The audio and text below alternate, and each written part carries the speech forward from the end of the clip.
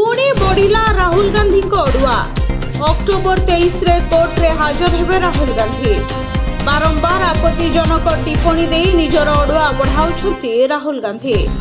शुक्रवार विरोधी दल नेतांको अभियोग कर्मे पुणे कोर्टरू एक अपराधिक मानहानि मामला रे राहुल गांधी को समन करा जायछे। गत वर्ष राहुल गांधी ब्रिटेन में थिबा बेले हिंदुत्वर आदर्श को नहीं आपत्तिजनक मंतव्य देथिले, जहाकु नहीं विनायक दामोदर सावरकर अणनाती तांको उपरे मानहानि मकदमा करथिले।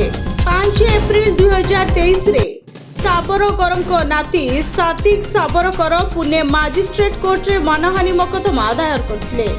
राहुल विदेश रे जाई विनायक सावरकर विरोध रे अपमानजनक मंतव्य देथिले बोली से आवेदन रे दर्शाइथिले। सातिक सावरकर तांको आवेदन रे कहिसंती जे राहुल गांधी दीर्घ वर्ष हेला सावरकर को गाली दे आछंती, एथिपई से बेस जणाशुना मध्य। 5 मार्च 2023 रे ब्रिटेन ने से जानी सुनी सावरकर को सम्मान हानि करबा को मिछ बयान देथिले। एपरि करबा द्वारा सावरकर परिवार भावना को आघात पहुंची बोली सातिक कहिसंती।